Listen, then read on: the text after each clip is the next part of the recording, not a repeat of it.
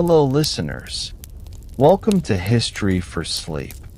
Tonight, we will drift into a calm world of forgotten gods and rituals of Mesopotamia.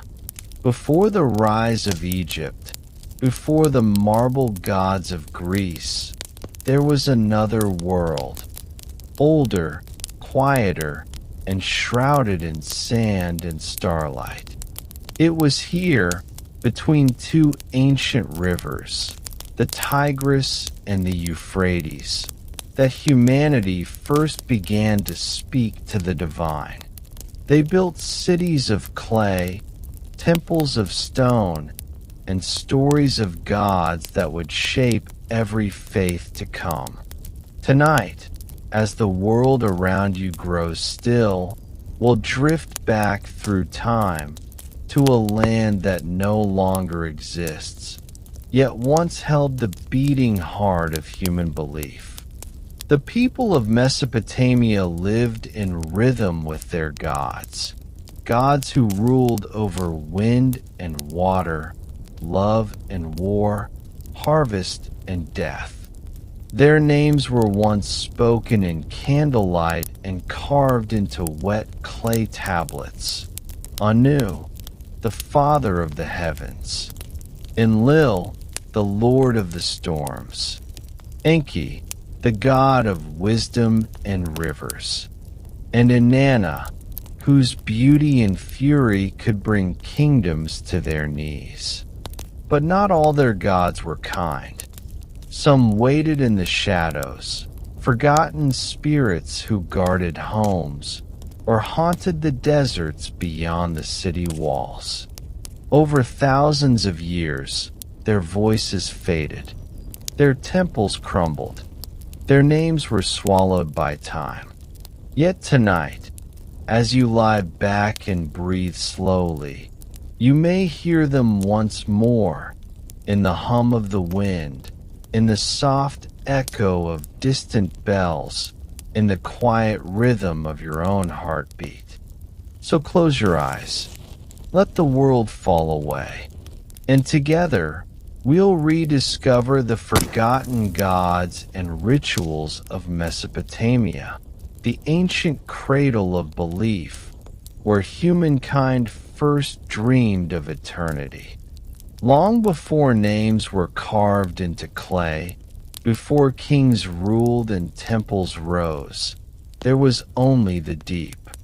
The Mesopotamians believed that in the beginning, all things rested within the dark waters of Namu, the primordial sea. She was endless, eternal, and still, the womb of creation.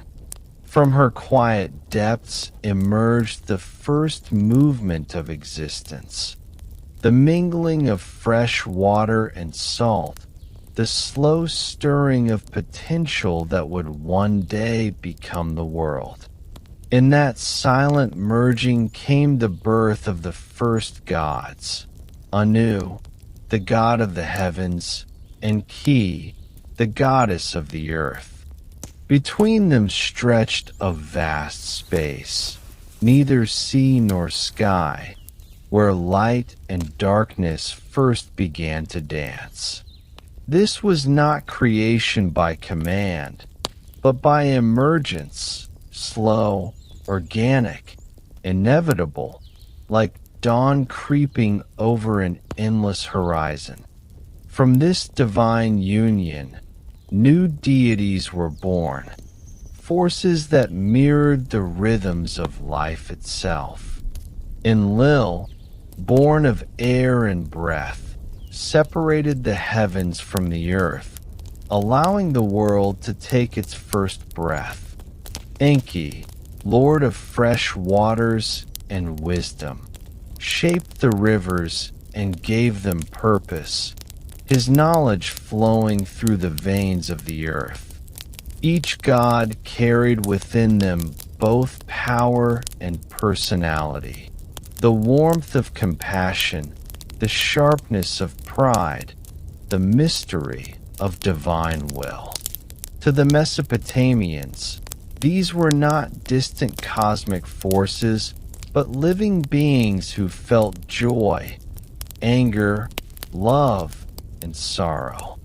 They were reflections of the human heart, magnified across the canvas of eternity. When thunder rumbled or floods came, it was not chance. It was the gods speaking, reminding mortals that the world was alive, breathing, and aware. In the earliest Sumerian hymns, the people sang of a time when the gods themselves still walked the land. They imagined a golden age when divine and mortal realms were not yet divided, when Anu's sky and Ki's earth were bound together by the breath of Enlil. Each sunrise was believed to be a renewal of creation, the gods stirring the world awake once more. The winds that crossed the plains of Sumer carried whispers of their names, and the rivers that wound through the cities were sacred channels of Enki's wisdom. To live in Mesopotamia was to live surrounded by divinity. Every grain of sand, every stalk of barley, every drop of rain a trace of some god's will. The people built small altars in their homes, believing that even the humblest act, lighting a lamp, kneading bread, pouring water, was a quiet offering to the divine. Over time, the cosmic order took form. High above was Anu's realm, a vast dome of shining stars. Below it stretched the earthly plane, filled with humankind and the toils of daily life. Beneath all things lay the netherworld, ruled by the goddess Ereshkigal, where souls traveled after death to rest in shadows. Between these realms stood Enlil, the mediator of heaven and earth, a bridge of air and breath. It was through him that the gods communicated, decreeing fates, granting blessings, or unleashing storms. To the Mesopotamians, this threefold universe was not abstract. It was the structure of their very existence. When they gazed up at the night sky, they were looking directly into Anu's eyes. When they tilled the soil, they touched Ki's body. And when they dreamed, perhaps they brushed against the winds of Enlil, carrying divine messages that faded with morning light. As their understanding deepened, the people of Sumer began to tell stories, myths that explained how balance was maintained between chaos and order. They believed that without the gods' attention, the world would fall back into the watery void of Nammo. Thus, every ritual, every prayer, every sacrifice was an act of remembrance, a way to keep the universe alive. The temples that rose from clay were not just monuments of devotion. They were anchors of reality, binding heaven and earth together. Within these sacred spaces, priests recited hymns that echoed the first sounds of creation, rhythmic, melodic, ancient as the rivers themselves. By repeating the divine names, they ensured that the gods remained awake, listening, and merciful. To sleep through life, they thought, was dangerous, for even the gods could fade if forgotten. And so, in that fragile harmony between mortals and gods, Mesopotamia flourished. Beneath its burning sun, humans and deities coexisted in a delicate exchange of care and fear. The people offered bread, wine, and incense. The gods offered protection, harvests, and dreams. But in the quiet of night, as oil lamps flickered and the wind whispered across the rooftops, there was always an undercurrent of awe and a hint of dread. For they knew that creation was not a single moment, but a balance to be maintained. If the gods turned away, even for a heartbeat, the world could unravel back into Namu's eternal sea. Yet for now, as the stars shimmered above the sleeping cities of Uar and Eridu, the people could rest knowing that the gods still watched and the universe still breathed. When dawn touched the plains of Mesopotamia, it did not simply mark another morning. It was a divine act, a reminder that the gods had chosen once more to awaken the world. As the first rays of sunlight spilled over the mud brick walls of Uruk, Nippur, and Eridu, the air shimmered with quiet reverence. Each city was not merely a human settlement, but a living extension of a god's presence.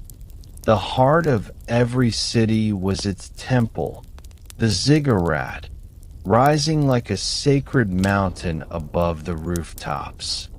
From afar, these tiered towers looked like stairways to the heavens, each level symbolizing a step between earth and the divine. The people believed that the higher one ascended, the closer one came to the gods who ruled their fate. Life in Mesopotamia was shaped by the rhythm of devotion. Each dawn, priests and priestesses climbed the steps of the ziggurat to perform rituals that mirrored the first acts of creation. They washed statues of the gods with pure water drawn from the river, water that represented Enki's wisdom and life-giving power.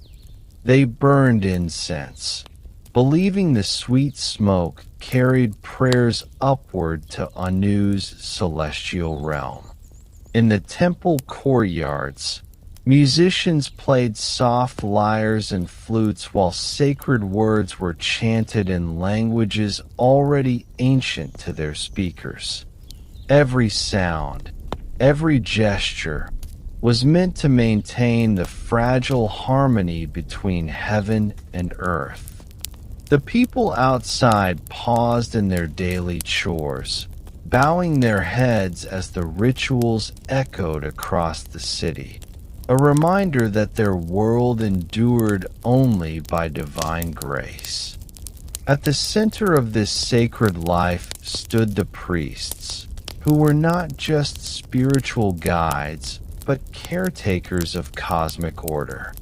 They were the interpreters of dreams, readers of omens, and keepers of celestial calendars. To them, a sudden storm, a bird's flight, or the flicker of a flame carried divine meaning. The temples were their sanctuaries and laboratories, places where spiritual devotion intertwined with early science. They studied the stars, mapped their movements, and sought to understand the gods' language written in the heavens. When eclipses darkened the sun, they believed it was a warning from Enlil or Inanna, and rituals of protection were swiftly performed. In the quiet hours of the night, oil lamps flickered against clay walls as priests recorded their observations on tablets, ensuring that no sign from the divine would ever go unnoticed. Beyond the temple walls, daily life pulsed with its own sacred rhythm.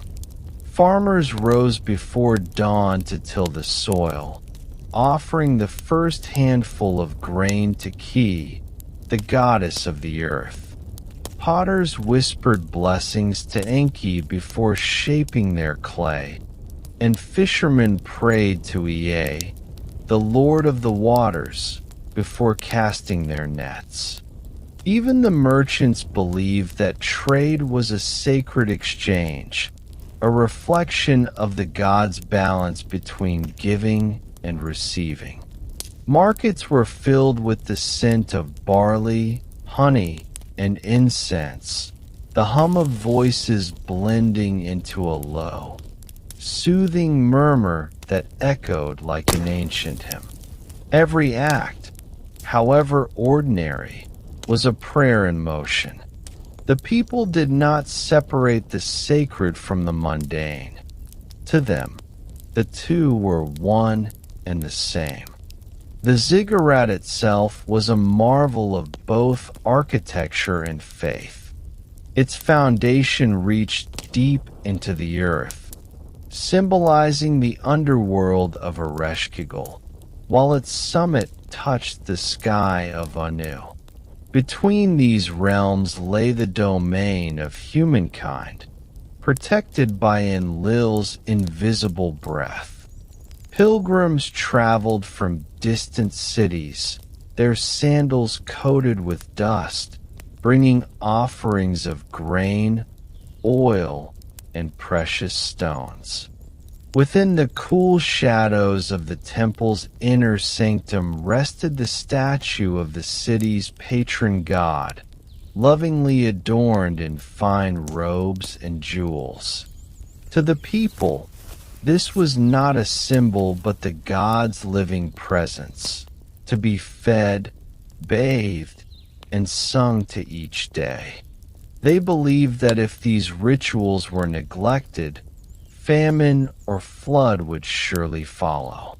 The temple was not only a place of worship, but the very heart of the city's survival. As the sun sank beyond the horizon, the temple remained alive with quiet energy. Torches flickered along the ziggurat steps as priests performed evening prayers, thanking the gods for another day of balance.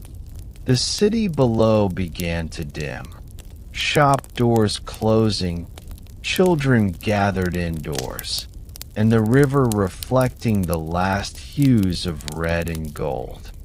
In the stillness of twilight, one could almost hear the soft hum of devotion rising from the earth itself. The Mesopotamians believed that the gods listened most closely in the calm hours between day and night. It was then that whispered prayers drifted most easily across realms, from mortal breath to divine ear. And as stars emerged above the great cities, people would lie beneath their mud brick roofs, comforted by the thought that their gods, ancient and eternal, still watched from the heavens. Beyond the grand temples and the towering ziggurats, there existed another world, quieter, more mysterious, and closer to the lives of ordinary people. This was the realm of the forgotten gods and unseen spirits, those who did not rule the heavens or command the storms, but lingered in doorways, wells, and shadows.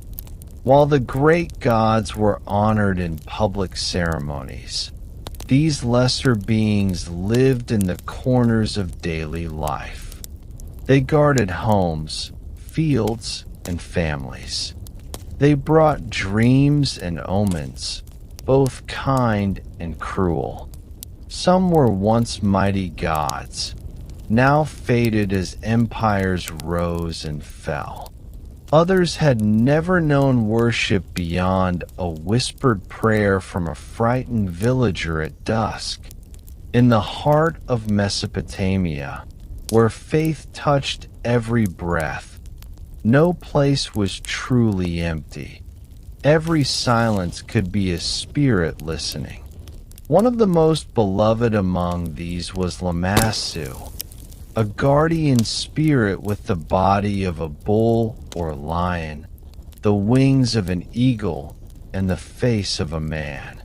Carved in massive stone reliefs at palace gates, Lamassu watched over the thresholds between the human and the divine.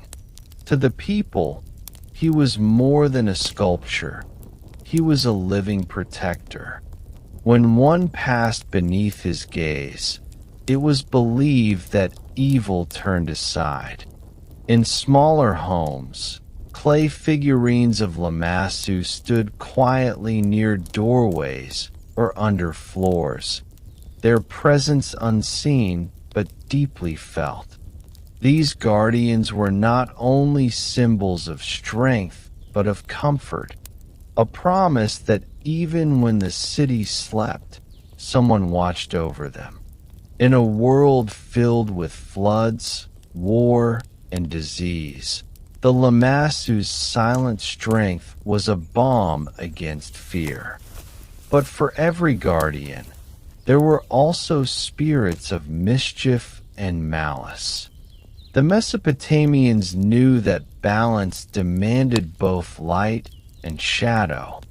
Among the most feared were the Utaku, wandering spirits of the restless dead. They were said to rise from the dust, unseen but tangible, bringing sickness or sorrow to those who angered the gods. Even more dreaded was Lamashtu, a demoness who preyed upon mothers and newborns. Amulets carved with her image, a lion-headed figure with sharp claws, were placed beside cradles to ward her off. Against her, the people invoked Pazuzu, a strange, winged demon who, despite his fearsome form, was believed to protect humanity from darker forces. In this way, good and evil intertwined. Even demons could become guardians if understood and respected. The Mesopotamians saw no clear boundary between salvation and danger, only the fragile balance that kept the world intact. In the quiet interiors of homes, small household gods were treated with great care. These were the personal deities, divine companions assigned to each individual at birth. People spoke to them before sleeping, shared their meals symbolically, and asked for guidance in dreams. When tragedy struck, they believed their personal god had turned away in grief or anger, and rituals of reconciliation would follow. Clay tablets from ancient cities record prayers to these intimate deities, filled not with grand pleas, but with soft words of apology and longing.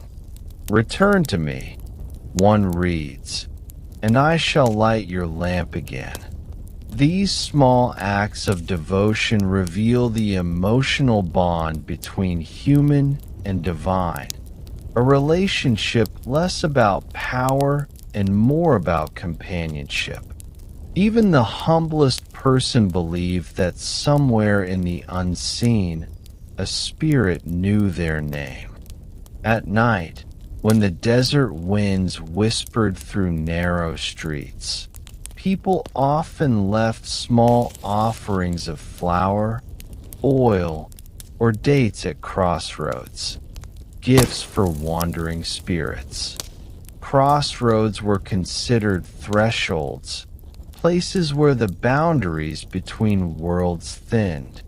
There, the dead might wander, or forgotten gods might pass unseen. To leave an offering was an act of respect, not fear. It acknowledged that the world was shared with forces beyond human sight. Some families kept protective charms of copper or lapis lazuli, carved with incantations against the evil eye. Others drew tiny circles of flour around their beds to keep away unwanted presences. For them, sleep was not simply rest. It was a return to the realm where gods and spirits moved freely, where the line between dream and divinity dissolved like mist. And yet, for every story of haunting or protection, there were also tales of love, of spirits who guided travelers, comforted the lonely, or appeared in dreams to share forgotten wisdom. These were the gentle remnants of ancient deities, their power faded but their compassion intact. It was said that if a person lived with kindness, their household god grew brighter. If they lived with cruelty, it dimmed. In this belief, morality was not dictated by law, but by harmony. The gods, great and small, responded to balance, to respect, humility, and care. And so, each night as the oil lamps flickered low, families whispered their final prayers into the dark, a promise to remember, to honor, and to live in peace with the unseen. As centuries passed, empires rose and vanished. Akkadians, Babylonians, Assyrians. Yet these small, quiet beliefs endured. The mighty gods of the heavens could be forgotten, but the spirits of the home, the whispers in the wind, and the guardians at the door remained. Even as temples crumbled and languages faded, the people of the land between two rivers never stopped speaking softly to the unseen. Their faith was not just in the powerful, but in the presence that lingered beside them, in every sound, every silence, every shadow. And perhaps, even now, if one stands among the ruins of Uar under a moonlit sky, the air still hums faintly with those forgotten prayers, the echo of a world that believed the divine was never far away. Among all the gods of Mesopotamia, none burned as brightly or as dangerously as Inanna. She was the goddess of love and war, of beauty and destruction, of tenderness and fury. Inanna was paradox itself, the morning star that heralded dawn and the evening star that marked its death. To her devotees, she was both the bringer of desire and the breaker of kings. Her temples rose high above Uruk, her favored city, shimmering with offerings of lapis and gold. Each dawn, her priestesses greeted the rising sun with soft songs, calling her radiant presence back from the night sky. She embodied life in all its contradictions, gentle as the first blossom of spring, yet fierce as the storm that tears it down. In her, the Mesopotamians saw the heart of existence itself, love entwined with loss, peace shadowed by conflict, creation forever balanced on the edge of ruin. Inanna's myths were unlike those of any other god. She was no distant, detached deity. She lived and felt as humans did, passionately, restlessly, and often recklessly. The ancient hymns tell of her love for Dumuzi, the shepherd king, a love that blossomed with sweetness but ended in sorrow. Their union was celebrated each spring in the sacred marriage ritual, symbolizing the renewal of the land. The king took on Dumuzi's role, and through union with the goddess, ensured fertility and abundance for all. Yet, Inanna's love was not gentle, it consumed. In the later verses, Dumuzi is struck down, carried into the underworld as part of the eternal cycle of death and rebirth. Through this myth, the people understood that even love, divine or mortal, demanded sacrifice. The rains, the harvests, the beating of hearts, all these were gifts, fleeting and precious, sustained only by loss. But Inanna was more than a goddess of affection. She was power incarnate.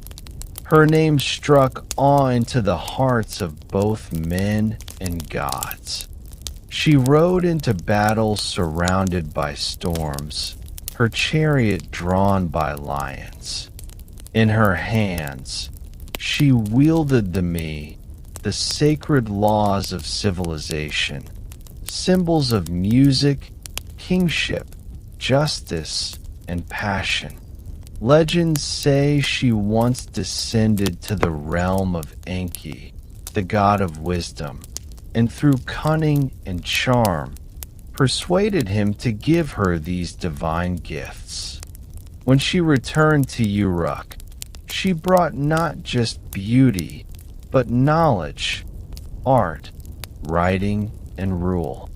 The people believed that through her, humanity received the spark of culture itself. Yet, this power came with danger, for Inanna was unpredictable, guided by emotion rather than reason. When she loved, she uplifted. When she raged, she destroyed. To worship her was to embrace both joy and fear, the twin forces that shape all life. The most haunting tale of Inanna is her descent into the underworld, a story whispered in temples and sung in lullabies. Moved by pride or perhaps sorrow, Inanna journeyed to the shadowed realm of her sister, Ereshkigal, the queen of the dead. Before descending, she adorned herself with 7 symbols of her power: her crown, her beads, her staff, her robe of light. But at each gate of the underworld, she was forced to surrender one. Gate by gate, she was stripped of her splendor until she stood naked before her sister's throne, mortal, humbled, and powerless. There, the judges of the underworld passed sentence, and Inanna was struck down. For 3 days and nights, she lay lifeless, the world above growing silent and still. Crops withered, animals ceased to breed, and even the gods mourned. Her descent was more than myth. It was a meditation on death, humility, and the inevitable fading of all things. Inanna's return was just as powerful as her fall. Through the intervention of her faithful servants and the god Enki, life was restored to her body, and she ascended once more into the world of the living. Yet, balance demanded a price. When she rose, she sought another to take her place in the underworld. Finding Dumuzi sitting upon her throne, she chose him, her lover, to bear her burden. Thus began the eternal cycle. For half the year, Dumuzi remained in the underworld, bringing cold and barrenness to the land. For the other half, he returned, and the world bloomed anew. This story of descent and return became one of Mesopotamia's most sacred patterns, a rhythm mirrored in the seasons, the moon, and the beating of the human heart. Each ending held the seed of renewal, and every return carried the shadow of loss. To the people of Uruk, Inanna was not only worshipped, she was felt. Her spirit lived in the pulse of the city, in the laughter of lovers and the cries of warriors. Her priestesses danced in candlelit chambers, their movements both sensual and sacred, blurring the lines between devotion and desire. To honor her was to honor life itself, with all its beauty, pain, and impermanence. Even today, the fragments of her hymns still carry her voice across the millennia. I am Inanna. I bring both peace and storm. I am the spark in the lover's eye, the courage in the soldier's heart. She was the reflection of every human contradiction, and perhaps that is why she endures. For within her story lies the oldest truth, that love and war, life and death, joy and grief, are never separate, but one eternal dance beneath the stars. In the heart of every Mesopotamian city, beneath the blazing sun and whispering winds of the plains, rose a ziggurat, a mountain of mud brick reaching toward the heavens. It was not merely a temple, but a bridge between worlds, the place where gods and mortals met in ritual.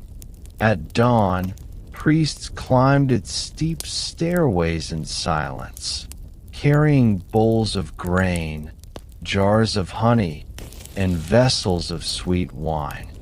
The air smelled of incense and warm earth. To the people watching below, these small daily acts were more than devotion. They were sustenance for the universe itself. Every offering, a handful of flour, a drop of oil, kept the cosmos in balance.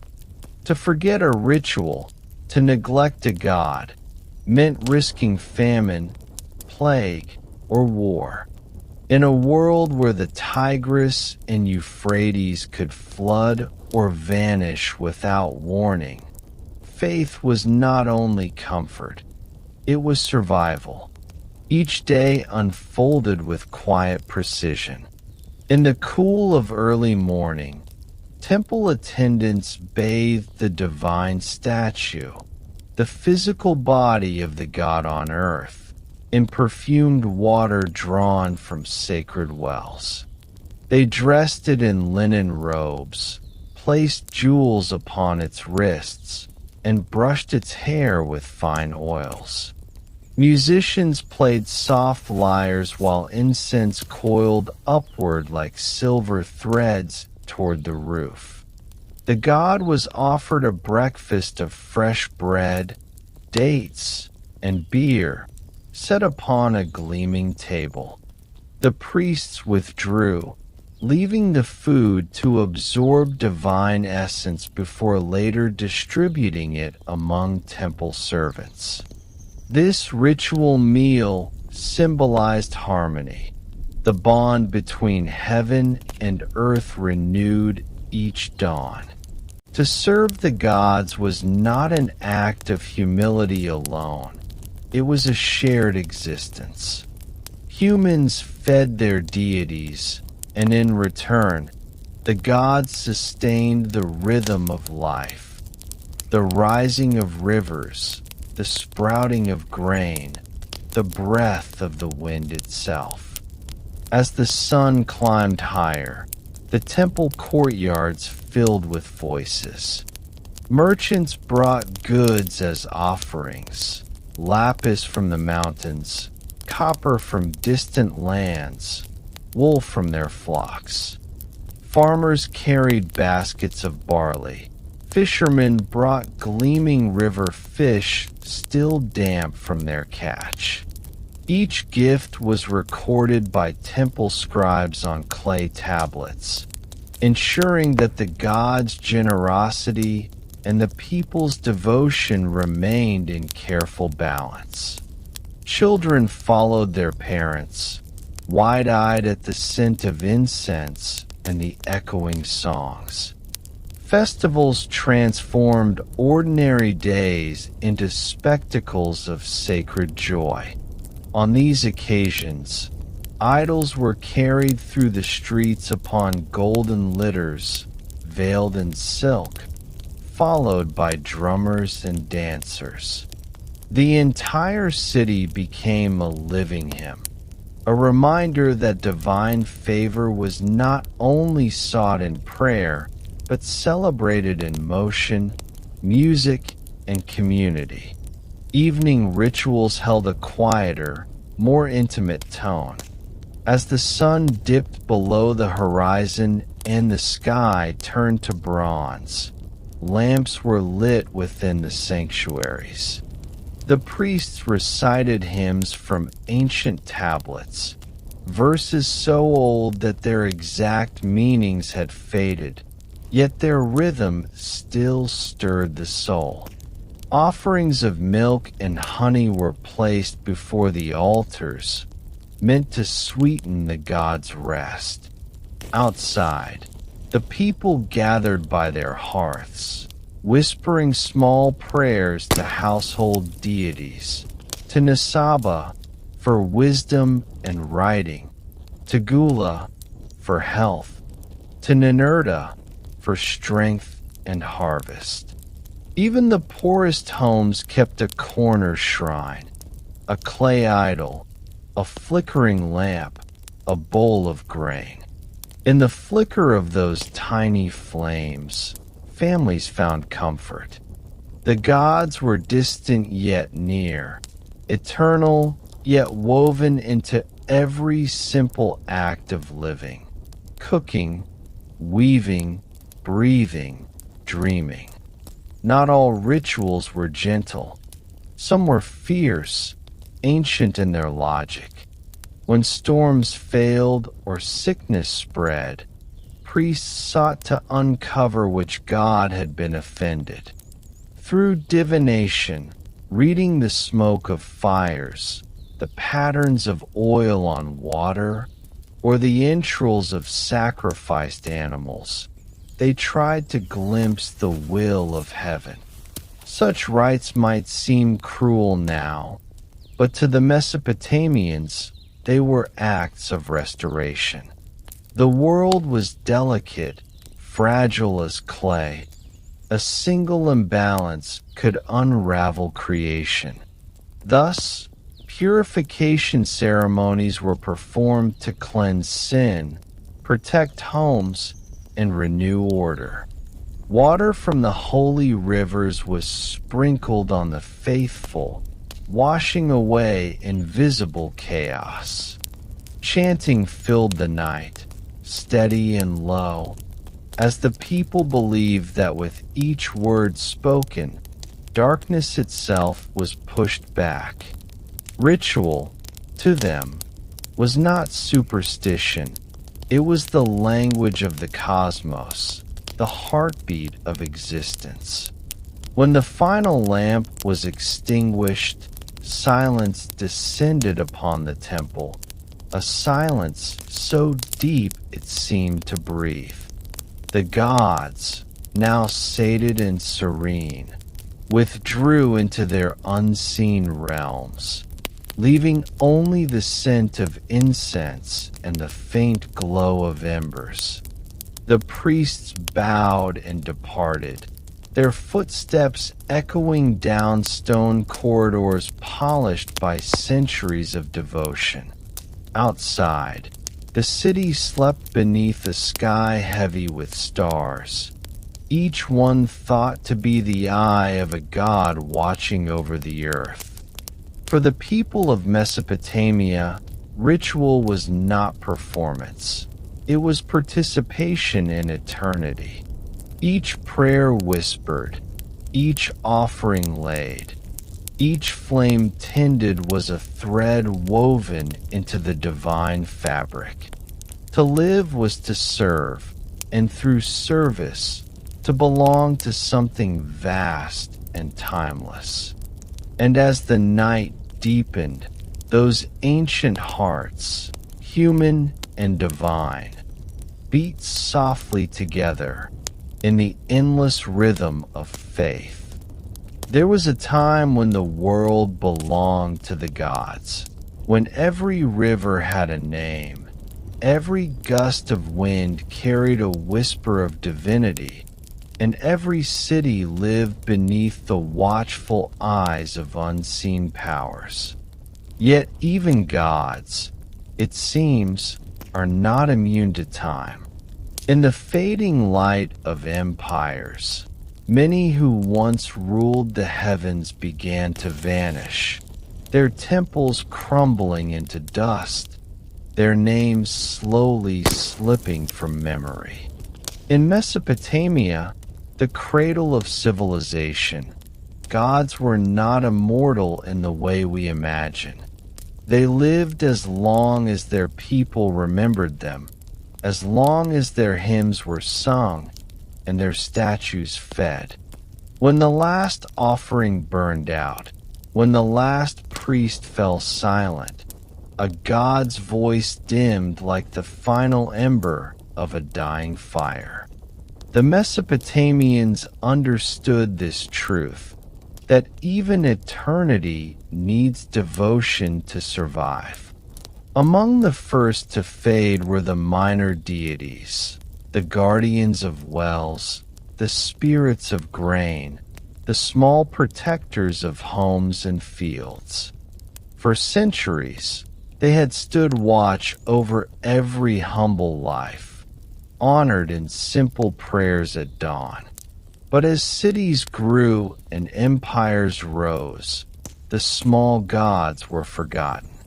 Their shrines, once tended with care, were left to crumble beneath the sand.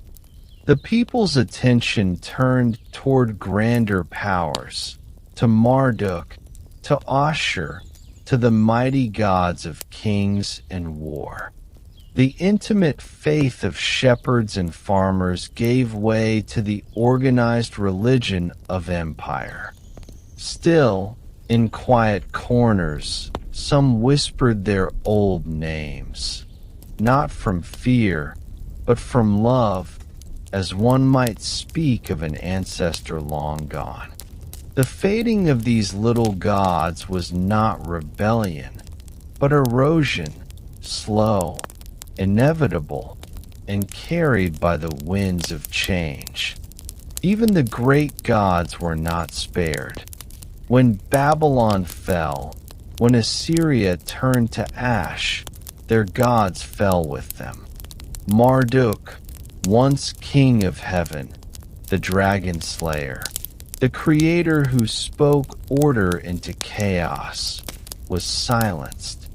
His golden statue, once paraded through the city's streets during New Year festivals, was stolen, melted, or buried.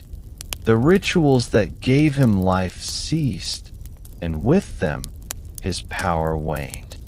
The same fate met Ishtar, Enlil, and Ea, their temples reduced to rubble, their priests scattered, their songs forgotten by tongues that once trembled to speak them.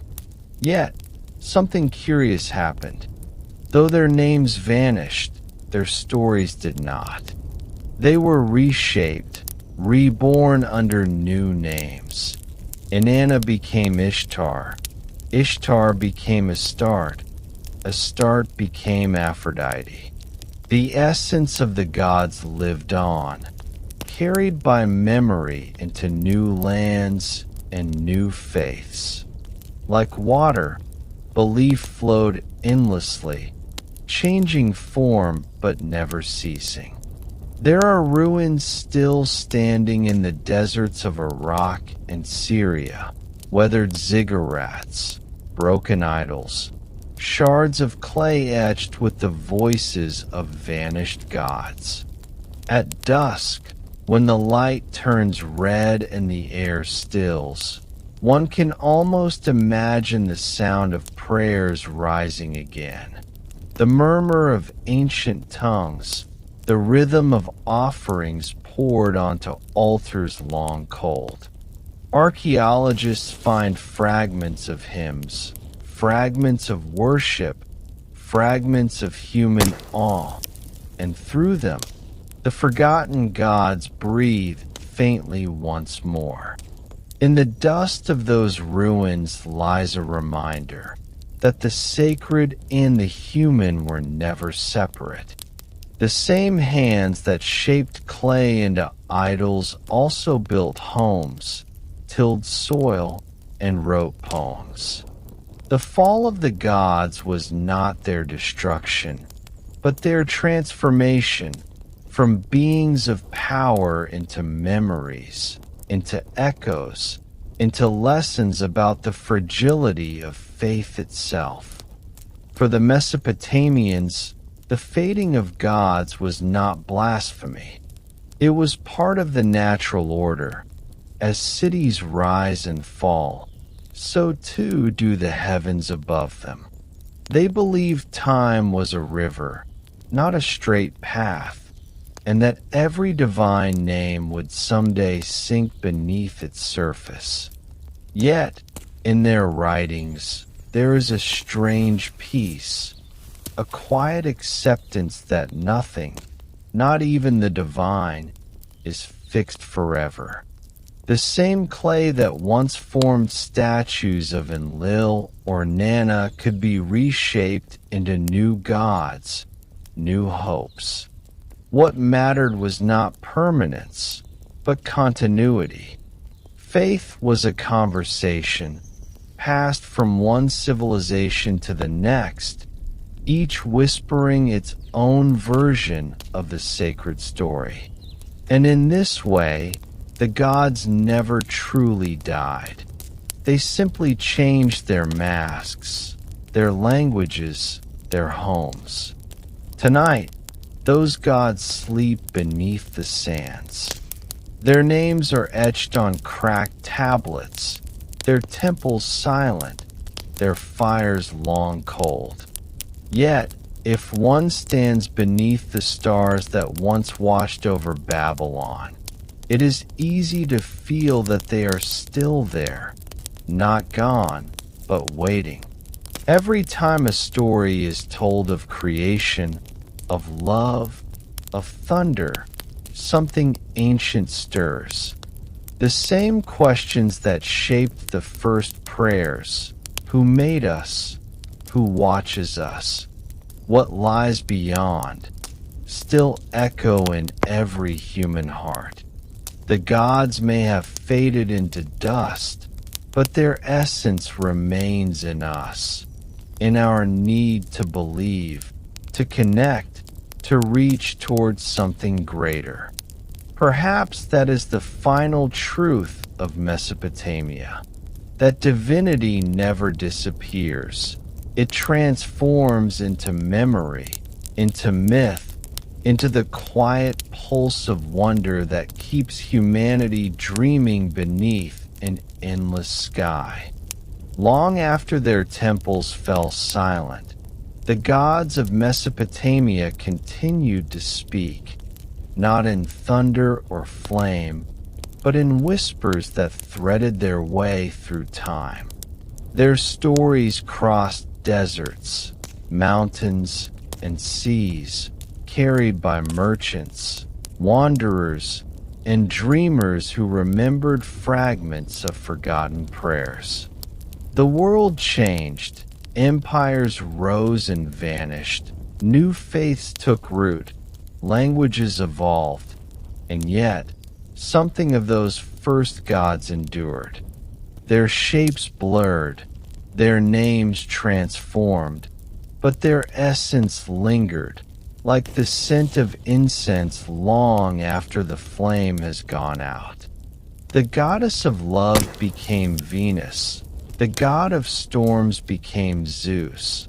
The ruler of the underworld became Hades, different names for familiar powers. It was as though humanity, unable to let go of its earliest wonders, reshaped them endlessly, keeping their spirits alive within new stories. The forgotten gods did not vanish. They were reborn in every age that dared to dream. Archaeologists have found their echoes buried beneath layers of dust, fragments of tablets, hymns carved into clay, prayers to deities once thought eternal. These fragile records, baked by sun and time, carry voices more than 4,000 years old. When read aloud, they sound almost like lullabies, soothing, rhythmic, filled with reverence and longing. Through them, we can hear the heartbeat of the first civilizations, pulsing faintly through history's silence. Each inscription tells us something deeply human, that people once knelt before the unknown, seeking mercy, love, or simply meaning. Their rituals, though ancient, mirror our own, lighting candles, whispering hopes, asking unseen forces for guidance. The details have changed, but the longing has not. The same need that built ziggurats still builds cathedrals, mosques, and temples. The same awe that filled the Mesopotamian night still fills us when we look up at the stars and wonder who, or what, might be listening. In truth, the legacy of these gods lies not in power, but in memory, in how they taught humanity to see the sacred in the world around them. Every storm became a message, every river a gift, every birth and death part of a divine rhythm. Through myth, they gave meaning to the unpredictable, to floods, droughts, and the fragile nature of life itself. In this way, the ancient Mesopotamians created not just religion, but reflection. Their gods became mirrors, showing humanity its own fears and desires, its own hunger for permanence in a fleeting world. Even now, their influence lingers quietly in our language, our symbols, our sense of wonder. When we speak of fate, of destiny, of heavens watching over us, we are repeating ideas first whispered beside the Tigris and Euphrates, in temples now buried beneath centuries of sand. Yet, perhaps their greatest gift was the awareness of impermanence. The Mesopotamians were among the first to understand that all things, cities, empires, even gods, are born, live, and fade. In that cycle, they found both sorrow and serenity. They did not see the loss of their deities as abandonment, but as part of a larger, eternal rhythm. To them, time was not a straight road, but a wheel, endlessly turning, endlessly renewing. When one god's name faded, another rose to take its place. When one city crumbled, another was built upon its bones. This acceptance of transience, this quiet surrender to the flow of existence, became one of their most enduring spiritual legacies. It reminds us that nothing truly disappears. It merely transforms. As dust becomes earth, as memory becomes myth, as silence becomes song once more. Even in our modern world of machines and noise, the echoes of Mesopotamia linger. Every calendar we follow, every written word we use, every act of devotion we perform traces its ancestry back to those first cities of clay and faith. The idea of divine justice, of cosmic order, of an afterlife, all were born from their understanding of balance between gods and mortals. Their myths continue to shape the stories we tell today, whether in art, literature, or quiet thought. And perhaps when we light a candle or whisper a wish to the night sky, we are unknowingly repeating what their priests once did, participating in that same ancient dialogue between the human and the divine. The gods may no longer walk among us, but they remain woven into the fabric of our spirit, guiding us in ways unseen. So as the night deepens, imagine the ruins of Uar, of Babylon, of Nineveh, now quiet beneath the stars. The ziggurats stand like sleeping giants, their bricks warmed by memories older than time. In that stillness, listen closely, and you might hear something faint, the hum of eternity, the breath of gods who once shaped the world and still linger in our dreams. They remind us that belief itself is immortal, that even when forgotten, faith does not die. It waits, patient and silent, for a voice to remember. Perhaps that is the final echo of the Mesopotamian gods. Not power, not fear, but remembrance, a gentle whisper through the ages, calling us to wonder, to gratitude, to awe. And as sleep drifts in, carrying us across the veil of night, those ancient voices fade softly, leaving behind only stillness, and the peace of knowing that even in silence, the sacred endures forever.